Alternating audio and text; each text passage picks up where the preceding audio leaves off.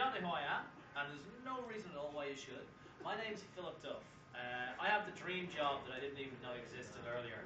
I travel the world, visiting amazing bars like Clive's Classic Lounge here in Chateau Victoria in British Columbia.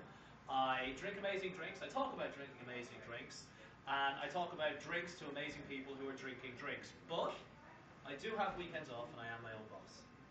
I'm here to make a drink, thinking about one of my favourite events in the world, which is Art of the Cocktail, which is happening here again in Victoria, BC in 2011 after an amazing first year in 2010 that I was part of, or at least I saw photos on Twitter where I was there, so I'm thinking I was probably present. The official cocktail of Philip Duff for 2011 is, I guess, one of the original chick drinks from a lady I wish I could once have met, Ada Coleman of the Savoy Hotel in London. She famously created the drink for a vaudeville actor who asked for something strong and powerful to shake him up. And she made him this drink, just boom, on the fly, right there. And he drank it and said, "By Jove, Ada, it's the real Hanky Panky." It's a delicious and a simple drink, and one that's remarkably difficult to get exactly right. Like many others, it's all about nuance. So I'm going to bang it out for you right now and here, and after the camera stops rolling, I'm going to drink this sucker. So, all you need is 3 ingredients in the correct proportions. We're going to start off with a powerful style London dry gin.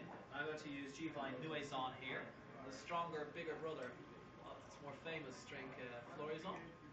There we go. I'm not going to shake it in case you're worried about this, but I have a personal theory. Just adding in a spot of sweet vermouth there.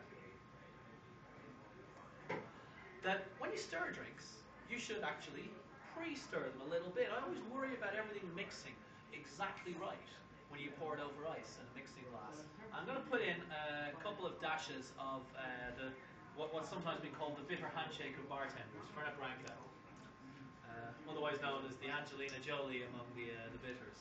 So I'm just going to give this a little bit of a quick stir, no more than that, and then I'm going to stir it in a nice, beautiful glass, kindly provided to us by the stylish gentleman here of Clive's.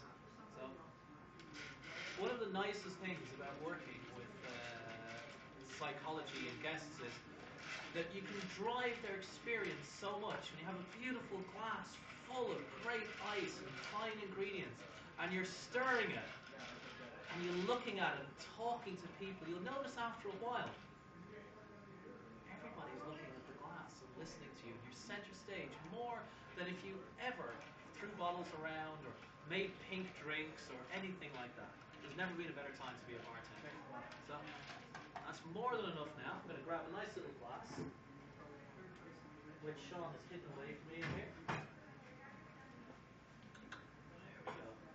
And just as Ada, I imagine, made this drink all those years ago, it's in a beautiful, small glass.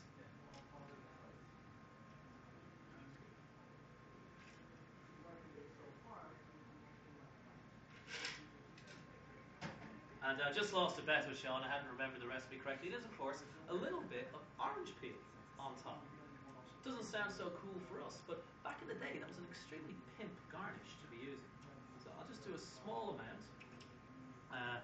Check out the way that I add the zest to the drink. It's a little sort of semi-Japanese trick I'm very, very proud of. Did you get that?